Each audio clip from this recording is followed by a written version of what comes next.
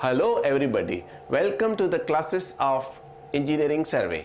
आज का हमारा टॉपिक है इंस्ट्रूमेंट्स यूज्ड इन लेवलिंग। तो मुख्यतः लेवलिंग में दो प्रकार के इंस्ट्रूमेंट यूज़ किए जाते हैं, एक तो लेवल और दूसरा स्टाफ।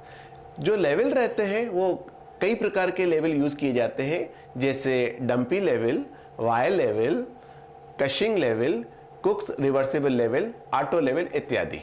और स्टाफ भी कई प्रकार के यूज़ किए जाते हैं, जैसे कि टेलीस्कोपिक स्टाफ, फोल्डिंग स्टाफ और इनवार स्टाफ।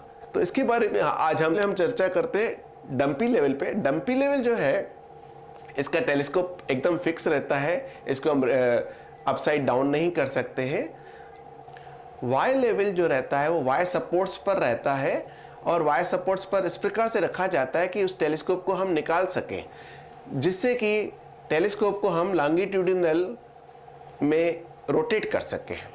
तीसरा रहता है हमारा कुक्स रिवर्सिबल लेवल। कुक्स रिवर्सिबल लेवल जो है वो डंपी लेवल और वायर लेवल का कॉम्बिनेशन है। इसमें टेलीस्कोप फिक्स भी रहता है और लॉन्गिट्यूडिनल सेक्शन में हम इसको रोटेट भी कर सकते हैं। चौथा हमारा रहता है कुशिंग लेवल। इसमें टेलीस्कोप तो रोटेट नहीं होता है, लेकिन इसके जो ऑब्जेक्ट ग्लास और आई पीस ये दोनों डिटेचेबल रहते हैं और इंटरचेंजेबल भी रहते हैं। यानी अगर हम चाहें तो ऑब्जेक्ट ग्लास की जगह आई पीस लगा दें और आई पीस की जगह पर ऑब्जेक्ट ग्लास लगा दें, तो इस प्रकार से हम इसको लॉन्गिट्यूडिनल सेक्शन में रोटेट कर सकते हैं। तो ये थोड़ा और ज़्यादा फ्लेक्सिबिलिटी आ जाती है। और पांचवा रहता है ऑटो लेवल। ऑटो लेवल में एक सिस्टम रहता है जिसको हम बोलते हैं tilt correction system. Tilt correction system की वजह से ये अपना अलाइनमेंट अपने आप ही ठीक कर लेता है। तो इस प्रकार के इन पांचों लेवल से जब जहाँ जहाँ पर जैसा जैसा हमारा प्रोजेक्ट रहता है वैसा वैसा हम उसको लेवल को यूज़ करते हैं और अपना काम निकालते हैं। डंपी लेवल के बारे में हम थोड़ा सा डिटेल में चर्चा करेंगे और बात करेंगे कि इसमें कौन कौन से मुख्य मुख्य पार्ट्स रहते हैं। सबसे पहला पार्ट रहता है ट्राइपॉड स्टैंड। ट्राइपॉड स्टैंड एक वुडन स्टैंड रहता है जिसके कि 3 पैर रहते हैं, जिसके ऊपर डंपी लेवल माउंट होता है।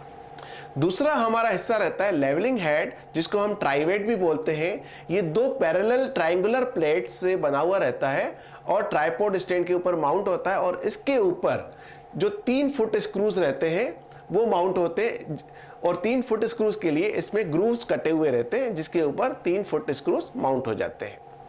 इसके बाद का जो हमारा मेन पार्ट है वो 3 फुट स्क्रूज है। तीनों फुट स्क्रूज की मदद से हम अपने डंपी लेवल को हॉरिजॉन्टली लेवल करते हैं, सो दैट कि इसमें कर्वेचर करेक्शन और रिफ्रैक्चर करेक्शन ना के बराबर आए। इसका अगला महत्वपूर्ण हिस्सा है टेलीस्कोप।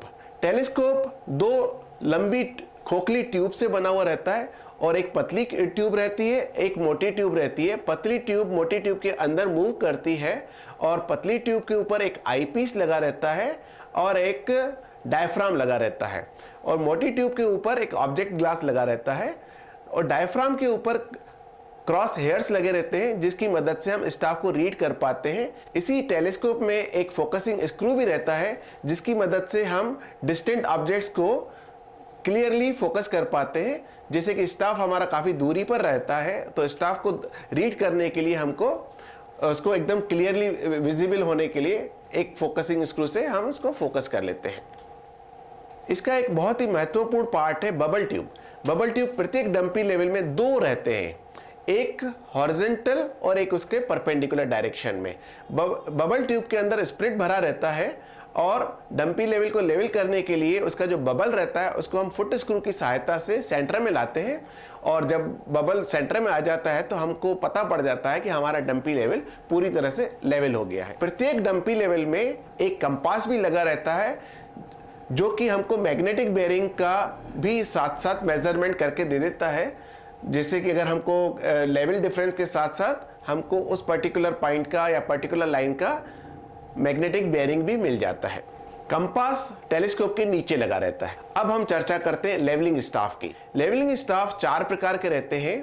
पहला रहता है टेलीस्कोपिक स्टाफ। टेलीस्कोपिक स्टाफ के 3 हिस्से रहते हैं, जो 2 हिस्से इसमें खोखले रहते हैं और एक हिस्सा सॉलिड रहता है। जो सबसे ऊपर वाला हिस्सा रहता है वो सॉलिड रहता है, और वो मध्य वाले हिस्से में खोखले हिस्से में डल जाता है और मध्य वाला जो खोखला हिस्सा है वो बॉटम वाले खोखले हिस्से में डल जाता है।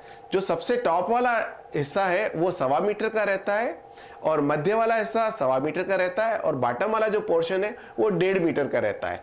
इस प्रकार से पूरे स्टाफ की लंबाई 4 मीटर रह जाती है और फोल्ड होने के बाद मात्र ये 1.5 मीटर का दिखता है। दूसरा स्टाफ है हमारा फोल्डिंग स्टाफ। फोल्डिंग स्टाफ लकड़ी का बना रहता है और ये 2 हिस्सों में रहता है। टोटल लंबाई इसकी 4 मीटर रहती है और 2-2 मीटर के 2 टुकड़े रहते हैं और दोनों डिटेचेबल भी रहते हैं और फोल्डेबल भी रहते हैं। जब हमको अगर डिटेच करना होता है, सिर्फ 2 मीटर के स्टाफ से काम करना होता है तो हम 2 मीटर के स्टाफ से काम करते हैं और जब हमको 4 मीटर के स्टाफ की जरूरत पड़ती है तो हम दोनों का अटैच करके और 4 मीटर का बना के उससे काम लेते हैं। इसके बाद हमारे पास आता है 1 length staff. 1 length staff fold नहीं किया जा सकता, इसकी ऊंचाई 3 मीटर की रहती है और ये सीजनड वुड से बना रहता है और इन सारे स्टाफ्स में जो ग्रेजुएशंस रहते हैं उसका लीस्ट काउंट 0.005 मीटर या 5 मिलीमीटर्स रहता है।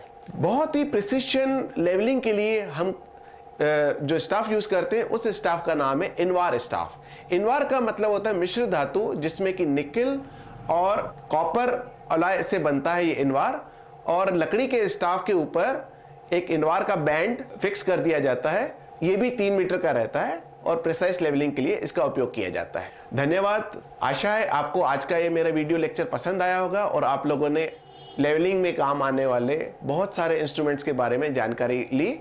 फिर भी अगर आपको कोई सवाल उठता है तो आप बिल्कुल निसंकोच मेरे से संपर्क कर सकते हैं। धन्यवाद।